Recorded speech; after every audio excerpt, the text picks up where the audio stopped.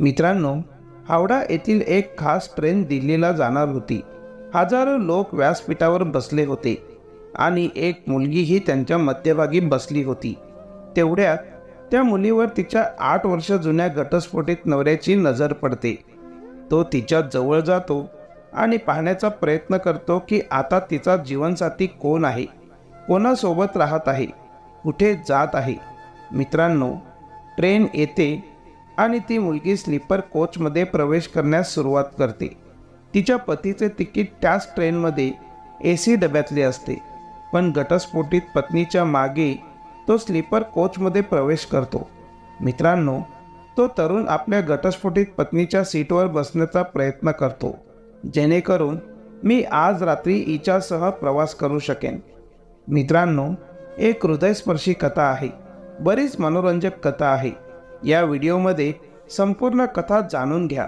परंतु व्हिडिओमध्ये जाण्यापूर्वी माझी आपणास विनंती आहे की व्हिडिओ आवडल्यास लाईक करा, चॅनलला देखील सबस्क्राईब करून घ्या, जेणेकरून मलाही प्रोत्साहन मिळते. मित्रांनो, मुलीचे नाव पूजा आहे आणि मुलाचे नाव प्रदीप आहे. मित्रांनो, दोघांचेही 10 वर्षापूर्वी लग्न झाले होते.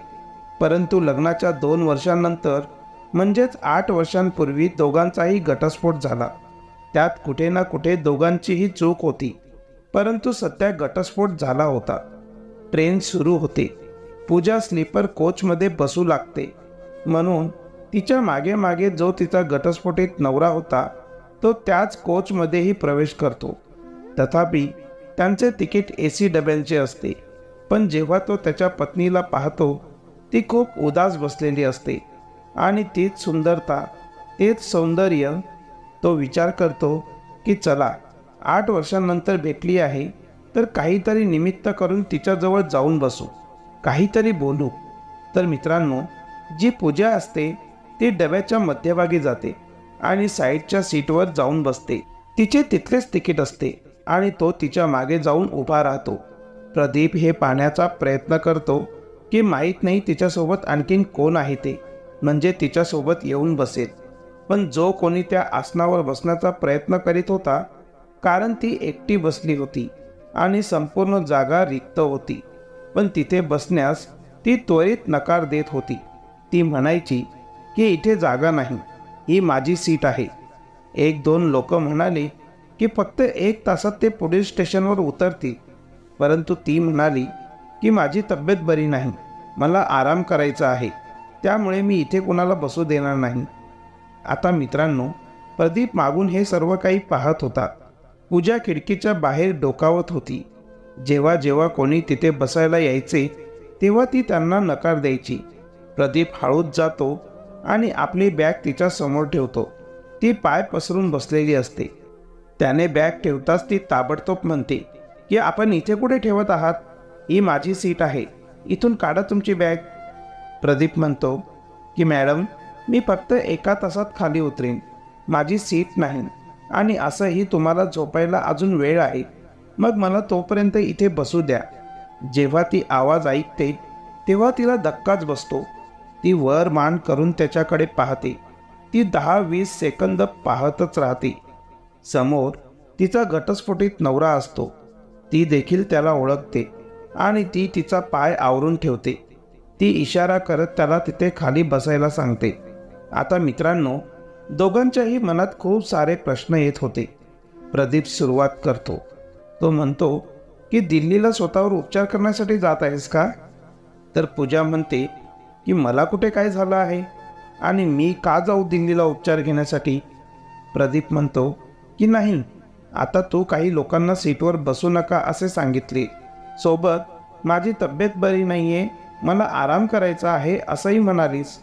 शिवाय तू उदासही वाटत आहेस, काय झालं आहे?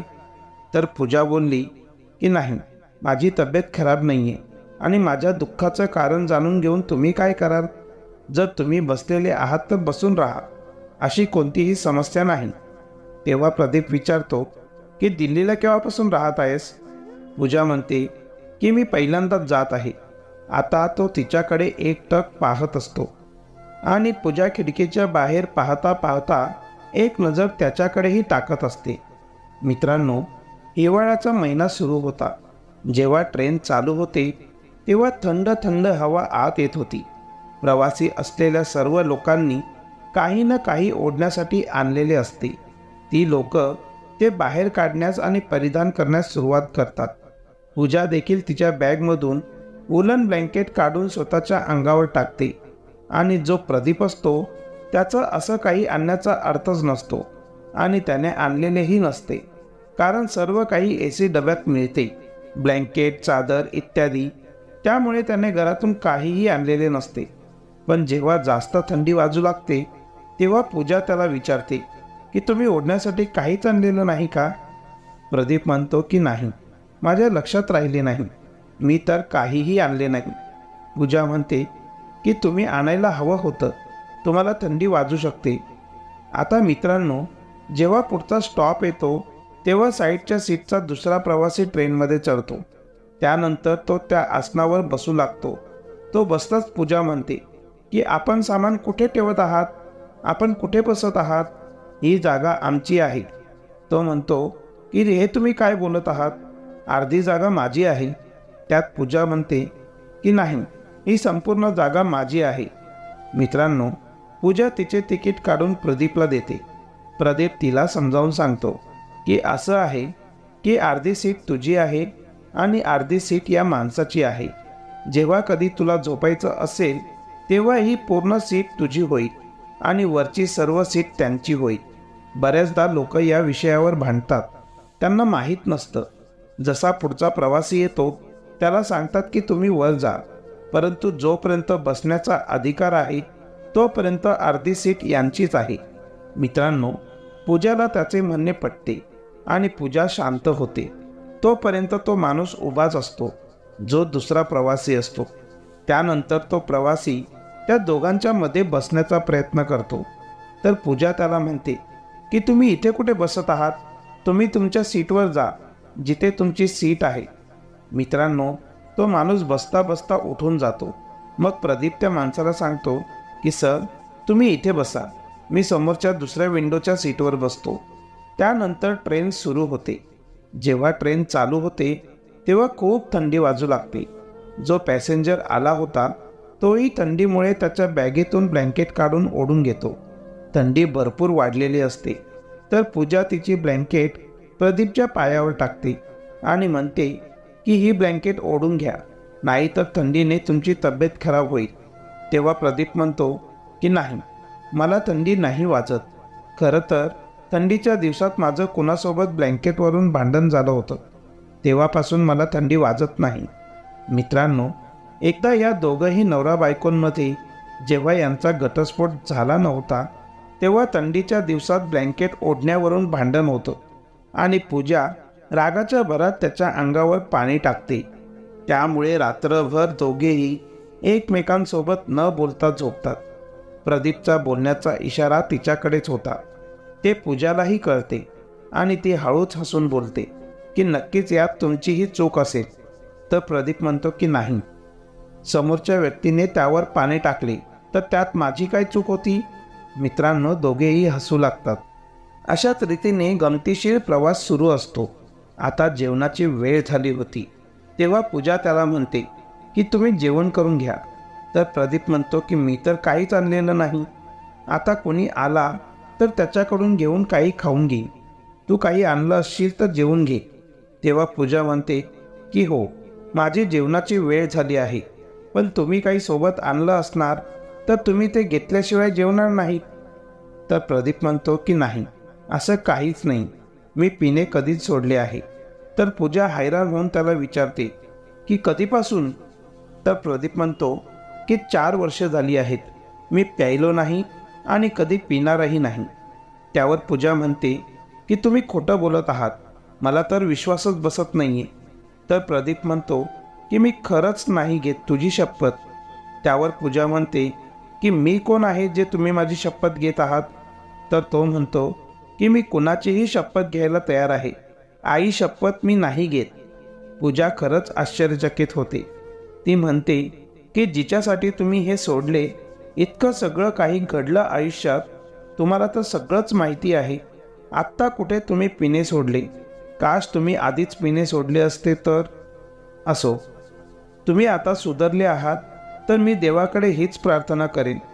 ऐकून मला खूप आनंद झाला आहे की तुम्ही आता पिणे सोडले आहे. खरंच मला मनापासून आनंद झाला तुमचं हे ऐकून. पूजा आणि प्रदीपच्या घटस्फोटाचे मुख्य कारण हेच होते की प्रदीपला दारूचे खूप व्यसन लागले होते. तो त्याच्या आई वडिलांचंही ऐकत नव्हता. तो नेहमीच दारूच्या नशेत मस्त राहत होता. पूजालाही मारत होता. पूजा त्याच्या या सवयीला 2च वर्षात कंटाळली होती. पूजाच्या सासू सासऱ्यांनीही तिला खूप समजावले की बेटा, हा तर सुधारणार नाही. तू तुझं आयुष्य तुझ्या पद्धतीने जगू शकतेस. तू उगाच तुझं आयुष्य खराब करून घेऊ नकोस. हा तर खूप नालायक आहे. तो कुणाचंही ऐकत नाही. तिला लोकांनीही बरेच समजावले, पण तिचे प्रदीपवर खूप प्रेम होते. पण त्याच्या याच सवयीला कंटाळून शेवटी ती त्याच्यासोबत घटस्फोट घेते. पूजा म्हणते की खरंच मला विश्वास बसत नाहीये, पण खरंच मला मनापासून आनंदही झाला आहे. बाकी घरी आईबाबा कसे आहेत? तुमची लहान बहीण कशी आहे? मला त्यांची खूप आठवण येते. प्रदीपची लहान बहीण तिच्या वहिनीला खूप प्रेम करायची. त्या मैत्रिणीसारख्या राहायच्या. प्रदीप म्हणतो की घरी सगळं काही ठीक आहे. लहान बहिणीचेही 2 वर्षापूर्वीच लग्न झालं. तर पूजा म्हणाली की तुम्ही लग्न केलं नाही का? तर तो म्हणाला की नाही, मी लग्न नाही केलं. गावी माझी खूप बदनामी झाली होती, त्यामुळे मी गाव सोडून आता दिल्लीला राहत आहे. आई बाबाही माझ्यासोबतच राहत आहेत, पण एकटेपणात जाणवतो. मी माझं आयुष्य कसं घालवत आहे माझं मलाच माहीत. विचार सुरू आहे की आता लग्न करून घ्यावं. पण तू सांग, तू लग्न केलंस की नाही? पूजा म्हणते की नाही अजून. माझी एक मैत्रीण आहे, तिने दिल्लीला माझ्यासाठी एक स्थळ पाहून ठेवलं आहे. तर कदाचित 1-2 महिन्यात माझंही लग्न होऊ शकतं. हे ऐकून प्रदीप थोडा उदास होतो. प्रदीप म्हणतो की मी आता कोणाला त्रास देत नाही. पिणेही सोडले आहे. सुधारलो आहे. चांगलं कमावतोय. सगळं काही व्यवस्थित आहे. त्याची इच्छा होती की पूजाने बोलावं की ठीक आहे, तर मी आता तुमच्यासोबत राहायला तयार आहे. पण पूजा म्हणते की चला, चांगली गोष्ट आहे. मी तर देवाकडे प्रार्थना करते की तुम्ही आता असेच चांगले राहा. तुमच्या या सवयी कायम अशाच राहाव्यात आणि तुम्ही कायम खुश आणि निरोगी राहावे. आता तुम्ही लग्न करून घ्या. आता कोणीही तुमच्यासोबत खुश राहू शकते. तिला कसलाही त्रास होणार नाही. मी देवाकडे प्रार्थना करते की तुमचं लग्न लवकरात लवकर व्हावं. खूप रात्र झाली होती. तर पूजा त्याला म्हणते की मी 2 पोळ्या आणल्या आहेत, चला जेवून घेऊ. प्रदीप म्हणतो की 2 पोळ्यामध्ये तुझंही पोट भरणार नाही आणि माझंही पोट भरणार नाही, तर काय फायदा? तर ती म्हणते की नवरा बायको समजून मिळून जेवण करूयात. जे काही आपल्याजवळ आहे आपण या आधीही खूप ॲडजस्ट केलेलं आहे आणि आता तुम्ही चांगलेही झाला आहात, तर कमीत कमी तुम्ही आज माझ्या हातून बनवलेले पोळी खाऊन घ्या. तितक्यातच ट्रेनमध्ये बिर्याणी ओरडत एक माणूस येतो. प्रदीप 2 बिर्याणी घेतो आणि दोघेही मिळून आनंदाने बिर्याणी खातात. जेवण झाल्यावर तिथे बसलेला दुसरा पॅसेंजर म्हणतो की मी वरच्या सीटवर झोपायला जात आहे. आता तुम्ही लोकही झोपू शकता, काहीच प्रॉब्लेम नाही. आता दोघेही इकडे तिकडे तोंड करून ती ब्लँकेट घेऊन झोपतात. पण दोघांनाही झोप येत नव्हती. तिच्या विचारात तो सुधारलेला होता आणि त्याच्या विचारात ती एक सुंदर बायको होती, जिने त्याच्याच वाईट सवयींमुळे त्याला सोडून दिले होते आणि आता दुसरं लग्न करण्यास जात आहे. काश तिने मला पुन्हा एक चान्स दिला असता, किंवा मी तिला हिम्मत करून सांगू शकलो असतो की तू पुन्हा माझ्यासोबत आपल्या घरी चल आणि पुन्हा एक नवीन सुरुवात करू. दोघेही त्यांच्या विचारात हरवलेले असतात. मध्यरात्र झाली होती. तेव्हा पूजा उठून बसते आणि त्याला विचारते की तुम्हाला थंडी वाजत आहे का?